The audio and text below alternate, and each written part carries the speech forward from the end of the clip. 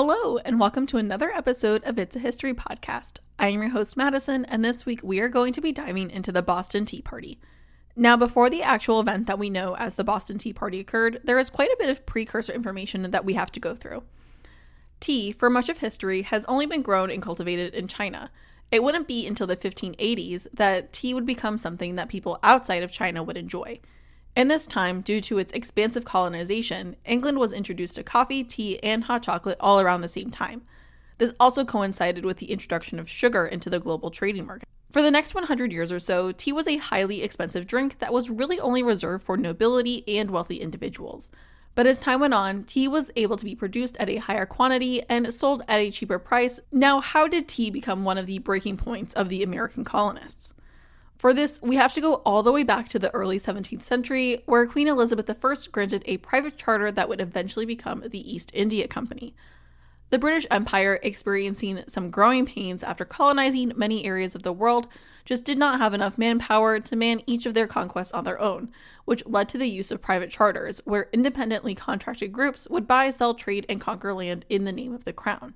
The East India Company had been trading, making allies, and fighting rivals from its inception. With a licensed monopoly on English trade, the East India Company carried spice, silk, cotton, opium, silver, gold, and, very important for today's episode, tea. This monopoly stifled competition and did its best to take advantage of its trade networks. By the 1760s, the East India Company had amassed quite the significant wealth, and the men who were involved in the company would find themselves in parliament seats, leading the public to see firsthand the corruption in the East India Company. There were even calls for the British Parliament to consider new regulations in conducting the affairs of the East India Company. In 1769, the area of Bengal experienced an extreme drought that led to a mass casualty event due to the current estimated of 1.2 million people dying due to the effects of famine. With the extreme drought, there was no rice to consume, so the only rice available was rice that could be purchased through the East India Company. The East India Company kept raising the prices of rice while maintaining a stockpile for themselves as they watched the Bengal population starve to death. While this was going on, they also refused to stop taxing the people of Bengal, showing no relief to a population that was clearly in crisis. The businessmen who had the direct monopoly on rice arrived back in England with even deeper pockets, having profited directly over the suffering of others. Many who learned of this news, which would take some time as the news had not been widely spread, as it was not readily advertised what actually happened in Bengal. They blamed the Bengal famine on the monopolistic practices of the East India Company agents. Following the Bengal disaster, there was quite a bit of company turmoil surrounding stocks, which led to financial panic and distress that could be felt worldwide. As the East India Company stock was sinking, they were paying out dividends faster than they could make any money back, and they were having issues with their tea monopoly. The Chinese tea trade was causing a financial trading headache for the East India Company. Without any other legal competition for tea trade, the East India Company purchased increasing amounts of tea from China. But while they were purchasing this tea with plans to sell it at a premium, smugglers were purchasing their own tea from China and selling it at a much lower price than the quote-unquote legal tea. The East India Company currently had over 17.5 million pounds of tea, more tea than the entirety of England could drink in a year, and it was just sitting. Worth more than $2 million, the tea went unsold. Alongside this tea issue with the East India Company was the British government's massive amounts of debt from the 7 Years' War, or in the US, the French and Indian War. To make up some of their debts, new taxes would be placed on the colonies, and the East India Company would now have to pay a yearly $400,000 tribute to Parliament. With this increased tax burden in the colonies, the British government hardened its reinforcements on custom laws in the American colonies to make sure that duties collected flowed back to the British government.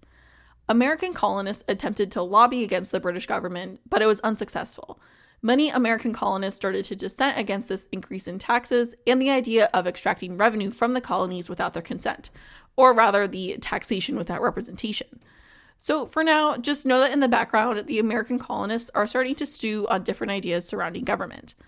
In 1767, the British government passed 2 laws that would affect the East India Trading Company, the first being the Indemnity Act. Under this act, they lowered the duty on all black and green tea sold in England. They also granted a refund on all import duties for tea that was being reshipped to the American colonies. The thought was that this would allow the East India Company to charge a lower price, which would then allow for more cash flow into the East India Company and less to the smugglers, who were still selling tea much cheaper. It should be noted the economy in the American colonies was highly dependent on smugglers. Smugglers were able to bring in many different goods, such as tea, into the colonies at a much lower price than any of these sanctioned ways to purchase. The second act was the Townshend Act. This act was a proposed tax on all tea, glass, paper, lead, and paint that was imported to the American colonies. This act would offset the tax breaks that came from the Indemnity Act and would pay the salaries of the civil officials in America. In April of 1770, due to much pushback from the American colonies and the East India Company themselves, Parliament over in England had decided to rescind the Townshend Act on 4 out of the 5 commodities that had been taxed, leaving a hefty tax on tea. Tea at this time made up nearly half of the East India Company's total value. It should be noted that the purchase of glass, paper, lead, and paint was not nearly as expensive as the purchasing of tea. The Patriots over in North America tried to boycott the tea by trying to appeal to the merchants and even going so far as to not consume the tea. Dealing with a downtime in regards to the economy, the colonists figured it best to hurt the British where it counted. The love for tea was widespread throughout the colonies, having become a daily ritual for many American colonists. For multiple years, the colonists boycotted tea, which, fun fact, the term boycott actually did not come into existence until 1890 when Irish tenants refused to pay rent to their landlord, Charles Cunningham Boycott. One of the biggest factors into this boycott was actually women. Women were the ones who primarily drank tea in the home and hosted tea tables with fellow women. By choosing to continue to purchase tea, some women had found their own political voice, especially after many men were not happy with the women having these tea table meetings. Women were considered to be too uneducated to attend gatherings at taverns or coffee houses, so the women meeting on their own accord deeply angered the men. But as time went on, the inclusion of women in this boycott would be more pertinent as their influence on the tea market was too great. But as time went on, their efforts weakened. For some, it was too much to ask to boycott one thing that brought them happiness. Many were still purchasing tea with little regard to if the tea had been imported illegally or through legal channels. For cities like Philadelphia and New York, they were rather successful in stopping the sale of nearly all legally imported tea, much more successful than the Bostonians. The Non-Importation Agreement, which is what the nationally recognized boycott was called, was orchestrated by the Sons of Liberty and various Whig merchants. Boston was beginning to come under fire from its fellow cities as they were still purchasing the imported tea at rates much higher than the other cities in the agreement. In all the time that the boycotts were happening, Bostonians never completely abstained from tea. A correspondent from Philadelphia states if they continued to accept duty tea, it would confirm many prejudices against them and injure the common cause essentially in the future. The Tea Act of 1773 would add more fervor to the boycotts, but that was down the road. It should also be noted that there were issues in Massachusetts surrounding the basis of the charter that they were originally granted in 1629. In the original charter, the people of Massachusetts were able to elect their own members of the Massachusetts House of Representatives. The colonists saw this charter as a sacred covenant between them and the king. In 1691, the Crown issued a new charter to Massachusetts, which changed the basis of the charter so the Crown could appoint representatives, but the Massachusetts governor still maintained the power to veto any of the appointees. The Massachusetts House of Representatives believed they should have tight leashes on the salaries of the civil servants and the governors. But when the Crown decided to start paying the governor's salaries out of the tea tax, many started to believe this to go wholeheartedly against the basis of their charter and as an infringement on the people's liberty. By 1773, the East India Company had a surplus of tea on hand, and as a way to show their dominance over the colonies, Parliament authorized the tea tax on May 10, 1773. The Tea Act would actually make the tea cheaper for Americans as it allowed for more tax rebates for the East India Company. This act also meant the tea sold in America would not carry any duty for the East India Company. Instead, the tea would be taxed at the point of entry in the colonial ports. The Tea Act also allowed for the East India Company to become the only distributor of tea to the colonies. Previously, the East India Company and American merchants were able to hand-select its cargo in London and ship it off to the American colonies. But now, the East India Company would appoint special consignees to sell tea directly to the American colonists, which meant that the sale of tea was completely cut off by the American merchants. By cutting off American merchants and allowing this monopoly to be the only distributor of tea in the colonies, the colonists started to fear what could happen if more products began to fall under this precedent.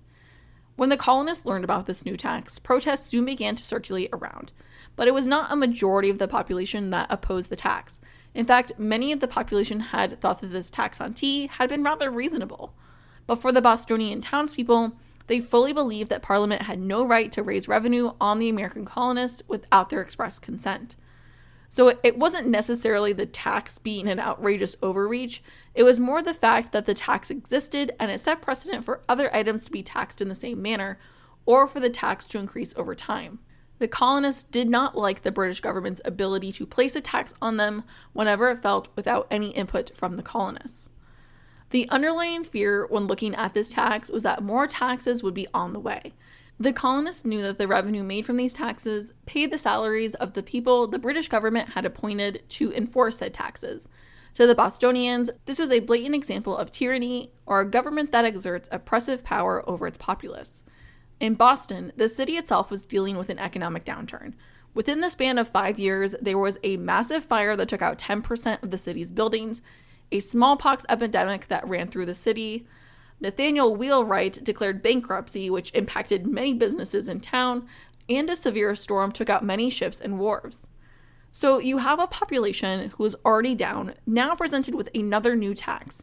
You also had a population that was very comfortable with spreading their messaging around with the use of the printing press, and compared to other areas of the colonies, a highly literate group. The New England congregation believed everyone should be able to read and understand the Bible, which led to such high literacy rates. This time in Boston, the 18th century, was such a time of political unrest that it was not uncommon for townspeople to tear down opponents' homes, throw bricks at officials, and brawl with officers. There was also unrest between various groups within Boston regarding purchasing legal tea. With the boycott still in full swing, the Bostonians tried to persuade their local consignees to resign their positions. The common thought was that if there was no one to hand select the tea, then there would not be any legal tea imported. But the consignees were not going to be quick in giving up their rather lucrative positions. The boycotters had a retort to the consignees not wanting to resign their positions and continue to support the East India Company, in a published letter in the Boston Gazette stating, "Secure yourself from the gathering storm before it overwhelms you with a sudden, dreadful, and sure destruction." This was a serious matter. Even so, some even argued that the Tea Act was not necessarily a bad thing, stating that eliminating the middleman made the tea cheaper. They even pointed out that the colonists had been paying tax on other items such as wine, sugar, and molasses without raising any concern. But the taxes were different on these items. The long-standing duties on wine, sugar, and molasses were designed to regulate the trading of foreign goods, whereas the tea tax was put in place purely as a way to raise revenue for the crown. The tension between the consignees and the colonists was starting to come to a head. In a letter from Oliver Cromwell dated November 1st, 1773, to Richard Clark and Sons, a consignee, Cromwell states, "The freemen of this province understand from good authority that there is a quantity of tea consigned to your house by the East India Company, which is destructive to the happiness of every well-wisher to his country. It is therefore expected that you personally appear at Liberty Tree on Wednesday next at 12 o'clock at noonday to make a public resignation of your commission. Fail not upon your peril." The day of the Liberty Bell meeting, more than 500 people showed up to confront Richard Clark, but he never showed. The group made their way from the Liberty Tree to where Richard Clark was in his warehouse. Clark again refused to resign, where one of the Sons of Liberty responded that he must expect to feel the utmost weight of the people's resentments as enemies to their country. And that is where I'm going to stop today's episode. Join me next week as we look at the weeks just before the Boston Tea Party, what actually happened in the Boston Tea Party, and the aftermath. Sources for today's episode include Defiance at the Patriots, the Boston Tea Party, and the Makings of America by Benjamin L. Carp, and an article from the Massachusetts Historical Society. Thank you for listening to this week's episode. If you liked what you heard, head over to Spotify or Apple Podcasts and leave a review. If you have any questions, comments, or topic ideas, you can email me at itsahistorypodcast@gmail.com. You can also find me over on Instagram and Threads at It's a History Podcast. Thank you again for listening to this week's episode, and I hope to have you in the next one.